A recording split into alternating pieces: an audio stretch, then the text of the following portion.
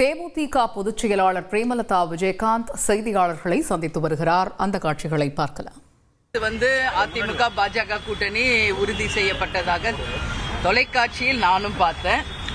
அதனால அது அவங்க ரெண்டு கட்சியும் சேர்ந்து எடுத்த முடிவு அது. அதை பற்றி நாங்க எந்த கருத்து இப்போதைக்கு சொல்ல முடியாது, சரிங்களா? அதனால தேசிய முற்போக்கு திராவிட கழகத்தை பொறுத்த வரைக்கும் ஏன் இன்னைக்கு எங்களுடைய அவைத்தலைவர் இங்க வந்திருக்காருன்னா, உங்களுக்கு நாங்க ஏற்கனவே அறிவித்தது தான்.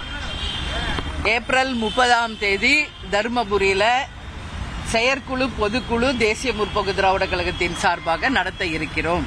சற்றே ஏறக்குரிய ஒரு வருடம் இருக்கிறது தேர்தலுக்கு. அதனால நாங்கள் இந்த முறை மிகவும் யோசிச்சு நிதானமா தான் முடிவெடுப்போம். 6 மாசம் எங்க கட்சி வளர்ச்சியை மட்டுமே நாங்கள் குறிக்கோளை கொண்டு அதற்கான பணிகளை மட்டுமே செய்து கொண்டிருக்கிறோம் என்பதை தெளிவாக உங்ககிட்ட நான் சொல்றேன். பாஜகவின் நெருக்கடிக்கு அதிமுக பணிந்திருக்கிறது அப்படிங்கிற கருத்தும் நிலவுது, உண்மையா? இதை நீங்க பாஜக தலைவர்களும் அதிமுக அண்ணன் எடப்பாடியார் அவர்கிட்ட கேட்க வேண்டிய கேள்வியை தேசிய முற்போக்கு திராவிட கழகத்தின் என்னை கேட்பது இது சரியான ஒரு பதிலாக இருக்காது. ஏன்னா ஆலோசனை கூட்டத்தில் கலந்தது அவங்க 2 பேரும் தான், பேசினது அவங்க தான்.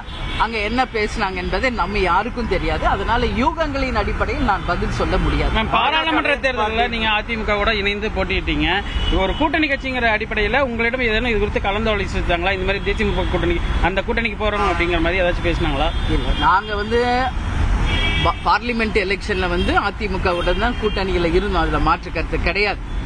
ஆனா இப்போ இன்னும் 1 வருஷம் தேர்தலுக்கு இருக்கிறதுனால நிச்சயமாக எங்கள் கட்சி வளர்ச்சி, எங்கள் கட்சி பணியை மட்டும்தான் நாங்க போக்கஸ் பண்ணிக்கிட்டு இருக்கோம். எந்த கூட்டணிக்கு போறோம், யார் கூட்டணிக்கு போறோம் அப்படிங்கறதெல்லாம் இன்னும் நாங்க டிசிஷனே எடுக்கல. இதான் உண்மை.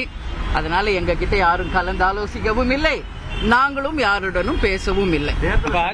ரீசெண்டா பெண்களை பத்தி பேசி அவர் அந்த கட்சி பொறுப்புல இருந்து நீக்கிருக்காங்க.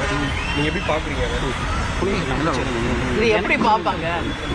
ரொம்ப கேவலமா பாக்குறேன், நான் அசிங்கமா பாக்குறேன். இதுக்கு மேல என்ன சொல்லணும், எனக்கு வார்த்தைகள் தெரியல.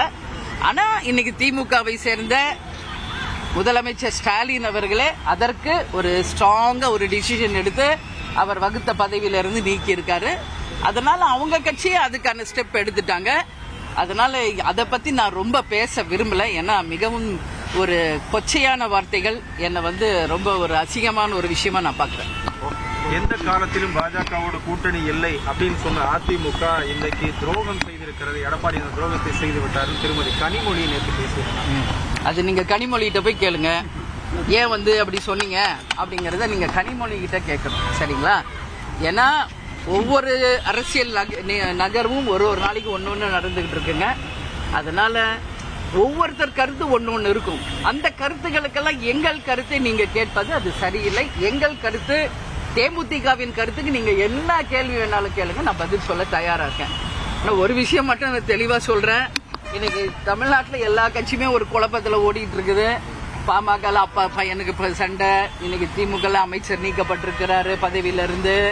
இன்னைக்கு பாஜக இன்னைக்கு ஒரு குழப்பமாய் இன்னைக்கு புது தலைவர் வந்திருக்கிறார். அதே மாதிரி ஏற்கனவே அதிமுக இருந்த பிளவுகள் இன்னும் அப்படியே தான் இருக்கு. ஆனா தேமுதிக நாங்கள் உறுதியாக எடுத்து வைக்கின்ற ஒரு ஸ்டெப்பும் நாங்க யோசிச்சு தெளிவாக எங்கள் கட்சியின் வளர்ச்சியை மட்டும் போக்கஸ் பண்ணி நாங்க போயிட்டு இருக்கோம். அதற்கு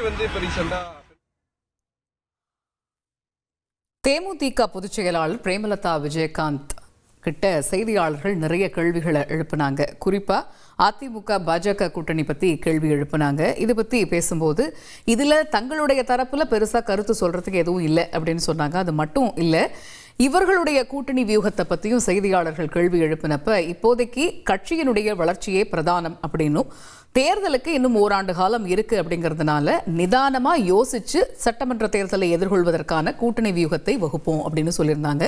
இது மட்டும் இல்லாம இன்னும் நிறைய கேள்விகள் எழுப்பப்பட்டது. அதுக்கும் விரிவான விளக்கத்தை அளித்தார் பிரேமலதா விஜயகாந்த். அந்த காட்சிகளை பார்த்தோம். உங்கள் தந்தி ஒன் தொலைக்காட்சியில் தெனாலிராமன் தினமும் மாலை 6 மணிக்கு காண தவறாதீர்கள்.